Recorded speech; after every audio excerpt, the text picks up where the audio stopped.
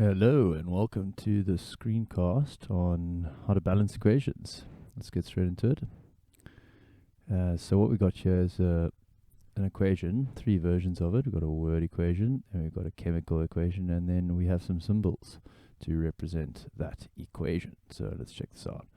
Word equation: hydrogen gas, chlorine gas form hydrochloric acid, and how we would represent this with chemicals. Hydrogen gas is H2. Notice that this is a small number called a subscript, and this represents the amount of atoms. So there's 2 atoms of hydrogen, as you can see in the picture at the bottom. So then we've got the same thing happening here for chlorine gas, 2 atoms of chlorine. They are chemically combined together. This would be also known as a compound, and this combines to form hydrochloric acid, as we can see in this picture, but it doesn't quite make sense in terms of the total number of atoms on each side. So if you have a look, we've got 2 hydrogen atoms, 2 chlorine atoms, but on this side we've only got 1 of each. So what we actually need to do is where balancing equations comes in, is you need to add a whole nother molecule of hydrochloric acid, which would mean you would have 2 hydrochloric acid molecules. So let's just go and bring this on the side, which I've prepared for you nicely. So, whoopsie, green didn't come with us. Okay, let's do it like this. Okay, it's very important to understand that these 2 molecules are separate from each other. So we have 2 hydrochloric acid molecules. This is not the same as saying, you cannot do this in chemistry. You can't just put 2 atoms of hydrogen and 2 atoms of chlorine and balance the equation that way. This is incorrect. You have to put a big number in front of this molecule, and this number is called the coefficient, and that is how you will balance the amount of atoms. So these are separate molecules. Awesome. So this would now be a balanced equation. Let's go have a look at another example down below.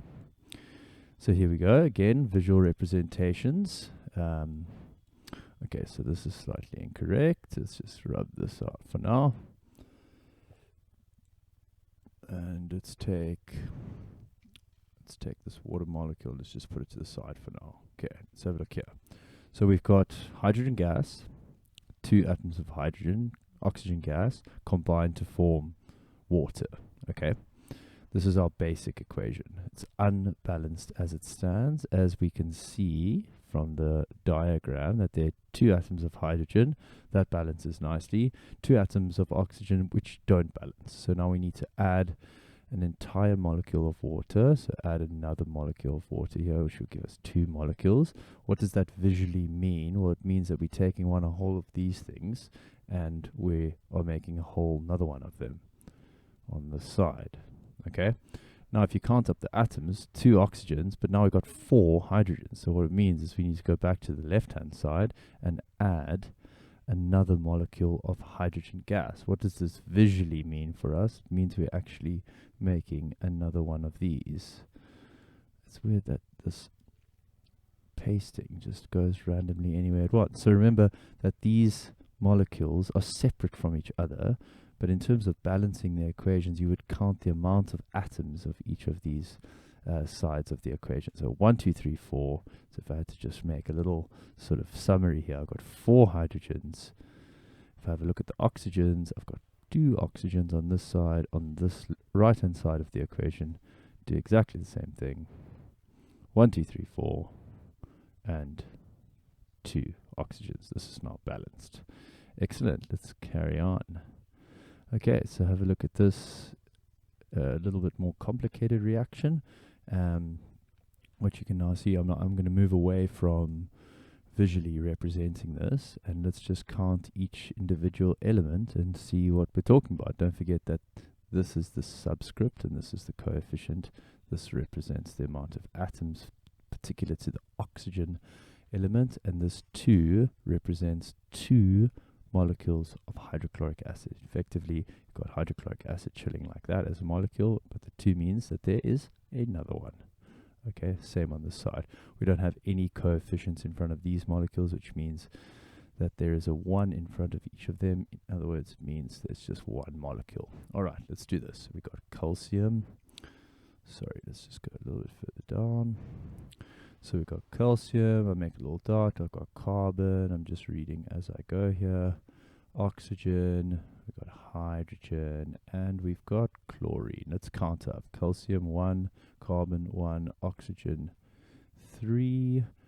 And we've got 2 hydrogens, so that's 2 over there, and we've got 2 chlorines. Remember, the 2 is timesing in to the little 1 at the bottom here, a little 1 at the bottom over there. All right, let's have a look at this side. Calcium, we've also got 1, carbon 1, oxygen 1, 2, 3. That's balancing nicely there.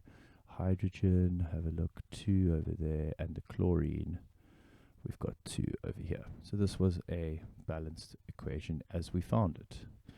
Most often than not, you will find balanced equations in your exam unless they say balance the equation. It's always very good to check though. Okay, sometimes you'll see molecules or compounds like this with brackets. What does it mean? Well, remember, if there's no subscript number, you can assume that there's a 1 there, and this 2 on the outside is like mathematically when you times into each of these elements. So if I had to count the amount of atoms, there'd be 1 atom of calcium, and there would be 2 atoms of oxygen and 2 atoms of hydrogen. That's what the 2 on the outside means. It represents to both elements inside. Cool. Let's have another little practice go at this one. So this currently is unbalanced. Let's do what we usually do. Nitrogen and hydrogen on this side. Nitrogen and hydrogen on this side. Let's see what the numbers are. We've got 2, 2. On this side we've got 1 and 3. So what you can do now to try and get this side to 2, you can put a 2 in front of here. What does that mean? It means that the hydrogen is now not going to be 3, it's going to be 2 times 3, so this is going to turn into 6. The nitrogen, of course, there's a little 1 over here, so this is going to become 2. So the nitrogen's nicely balanced. Hydrogen's, however, now it's 2 on this side, 6 on this side. It means we're going to have to put a number 3 over here, which will mean that this will then go up to 6 because of 3 times 2. So now it's nicely balanced. Let's do one more. Let's do 2 more. Okay, we've got hydrogen, we've got sulfur, we've got oxygen, we've got hydrogen, sulfur, oxygen. Let's count through. We've got 2 over there, we've got 4 hydrogens, we've got 2 sulfurs, and we've got 8 oxygens. That's 7 plus the 1 over there. This side we've got 2 hydrogens. Already I can see I'm going to need to add another 2 in front of here. 1 sulfur and 4, and in fact if you quickly do the math, you can see if I put a 2 in front of there, that's going to times to 4, that's going to times to 2, and that's going to times to 8. So that's nicely balanced just by adding that 2. Last one over here, a little bit more difficult, and we'll end it here. We got aluminium, we got hydrogen, we got sulfur, and we got oxygen. And on the right hand side, we should have the same exact elements, but always good to double check. Aluminium, sulfur, oxygen, and hydrogen. Beautiful. Let's do the numbers. Aluminium 1, hydrogen 2, sulfur 1, oxygen 4. Aluminium 2, sulfur. Now here, just be careful because this 3 is being timesed in to both of these elements. So the sulfur is going to be 3 times 1, that's going to be 3. The oxygen is 3 times 4, so that's actually going to be 12. Hydrogen's just 1 here, so this is going to be 2. Okay, so what can we do now? Well, let's sort out the aluminiums first. So aluminium on this side's 1, so there's only 1 here. We can put a 2 in front of there, and that'll give me 2 aluminiums. Hydrogen sorted, aluminium sorted, sulfur. Okay, we've got 1 on this side, 3 on this side. So I want to get this into 3, so I'm going to turn this into a 3. That's going to sort out my sulfur. Now be careful here because now we're getting 3 times by the hydrogen. So now the hydrogens on this side are going to become 6, which means we're going to have to go and change the hydrogens on this right-hand side. So it's actually not balanced at the moment. Let's talk about the sulfurs quickly. 3 times 1. Oh, we've already done that. Sorry, 3. And then 3 times the 4, which is going to make this 12. So the oxygens and the sulfurs are all sorted. It's just this hydrogen that needs to change. We've got 6 on this side. And this side has a 1, so we can just quickly change that into a 3. And that will balance out. This will become 3. 3 times 2 is 6. And now we have this sorted. And it is all... Oh, what am I doing? This is so confusing. Sorry. Sulfur's already sorted. So this is 3. I meant to do this over here. 6. There we go.